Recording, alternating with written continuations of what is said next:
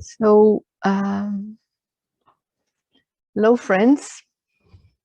I would like to tell you a little bit about the new series of webinars we're doing of the flowering plants,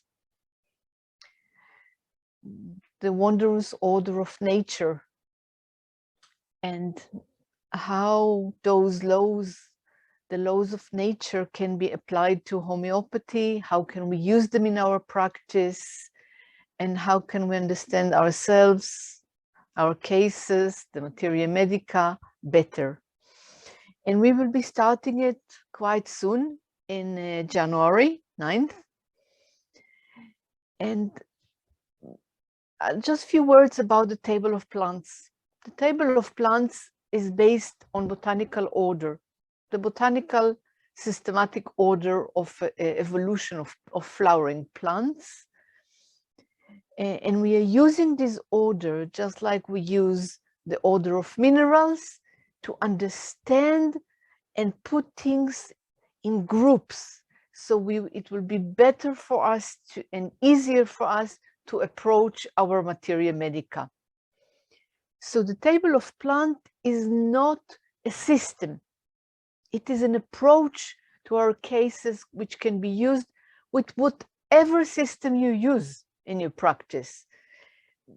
If you're totally classic, like Hahnemann, or if you're using herring, or if you're using Scholten or Shankaran or Maesh or J.S. Shah or Mahesh Gandhi, or whatever you use, it doesn't matter.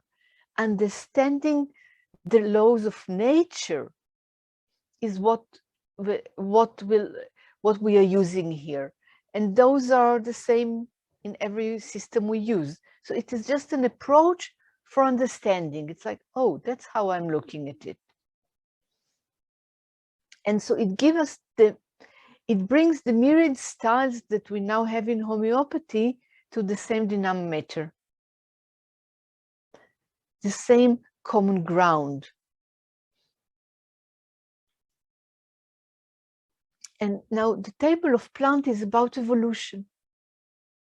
Evolution, development, and therefore of health. Because for me, one of the first things to understand is that we evolve. Being an ecologist and botanist in my past, this is ingrained in me. Health is about evolution. When evolution stops, health stops. And in nature, everything evolves, everything changes, even minutely. It changes, it grows. And when things stop growing, they die. When things stop moving, they die. So movement is innate to nature, to life. So because again, without motion, there is just death. So in order for evolution to happen in Earth, in himself, humanity must continue to evolve. And when evolution halts, stops, gets convoluted, we call it disease. So when in our personal evolution something stops, we get a disease state, which is a way in the beginning in which the organism tried to correct himself. Sometimes it gets stuck there. So understanding all the evolutionary stages that affect our life is crucial for understanding health and disease. Now, plants evolve all their life. This is the basic nature of plants. They evolve. Actually, they don't stop evolving. They just grow all their life, even if it's few cells a year. In our body, we have only one organ like that, which doesn't stop growing. And this is the nails, and actually the brain cells in some way. So plant evolution we could see that it corresponds with Earth evolution and with human evolution. Now, plant evolution motivates the evolution of Earth. This is quite evident.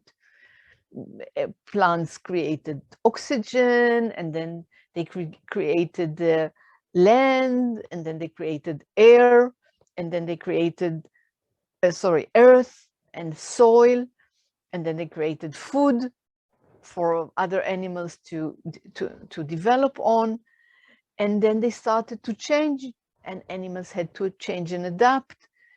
So plants are all about evolution. And we shall see that the flowering plants evolution, indeed, when we use proving to take out the symptoms, it indeed correlates with that of human spirit and human psych evolution.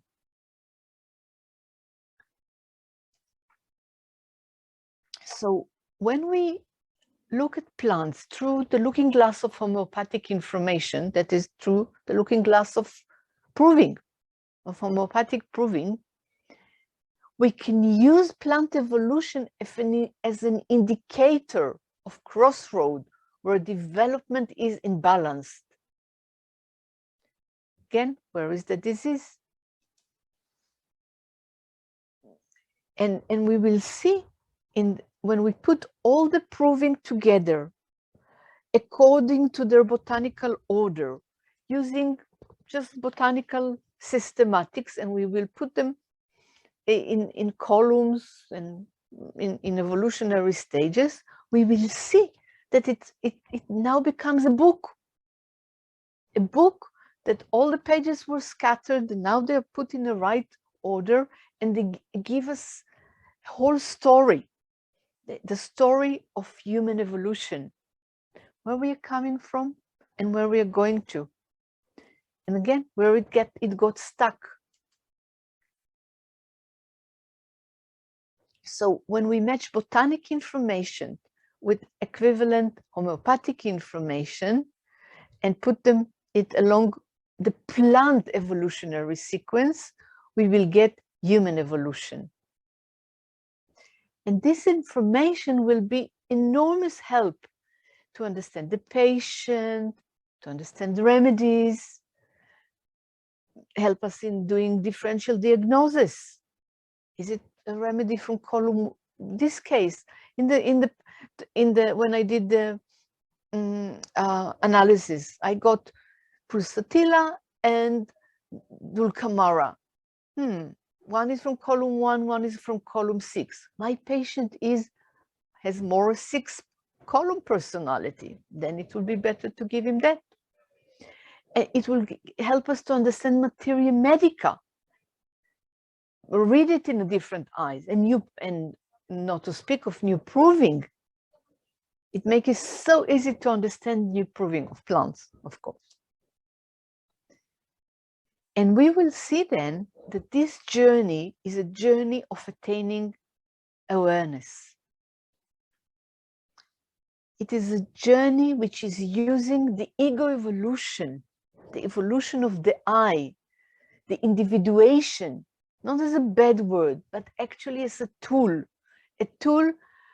which helps us, humanity and Earth, evolve from the first naive and seemingly holistic place where emotions were pure, but we were in a more animalistic sense stage, in a stage of love which is unaware of itself. And the evolution goes toward a mindful love awareness possibilities in our nature, a journey which is powered by 2 forces, the feminine and the masculine, what we will call later the yin and the yang.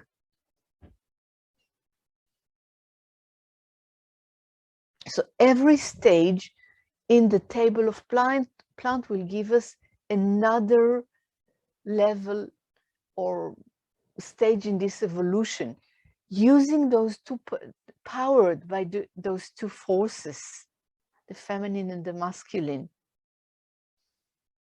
where the feminine will dominate the first half of the journey and the masculine will dominate the last journey, the last stage of the ego development, where we are actually now.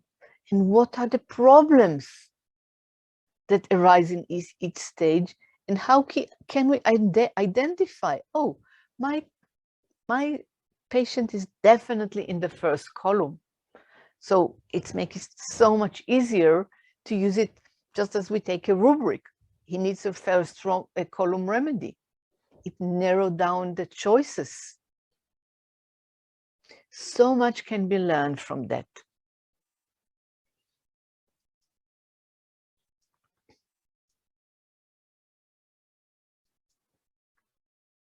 So all in all, we will see that the columns in the table, the stages in the table are a separation journey, which is quite painful in itself, and it takes a price, but it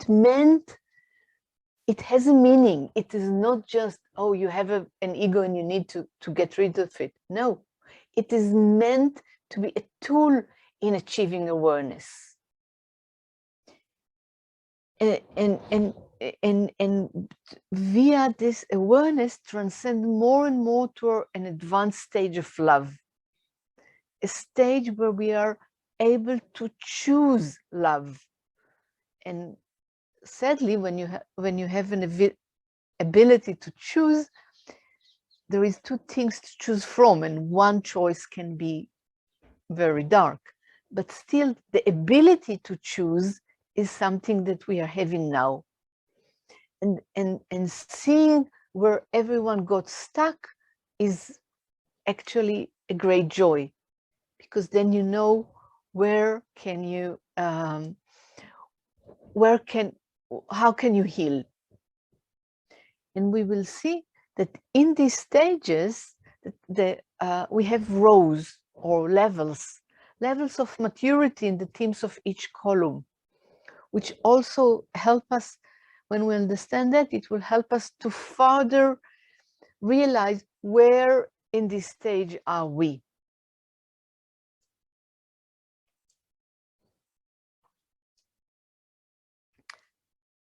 So all in all, we will see that the table of plants, actually the flowering plants, not the ancient plant, the flowering plants describe the glory of mankind evolution, not just the personal evolution, but mankind evolution, humanity. And again, in which stage it got stuck, how to proceed, and most importantly, what needs to be healed in every stage, in every case. Because if you know where you are in the table, then you know where you're coming from, where you're going to, and what's the problem, what needs to be healed. So all in all, this is just a short introduction to the flowering plants seminar. We will meet once a month for 3 hours. We will begin in the 9th of January. And here below, you could see a link to where you could get much more information and list, ask question, send question, and so on. So thank you very much.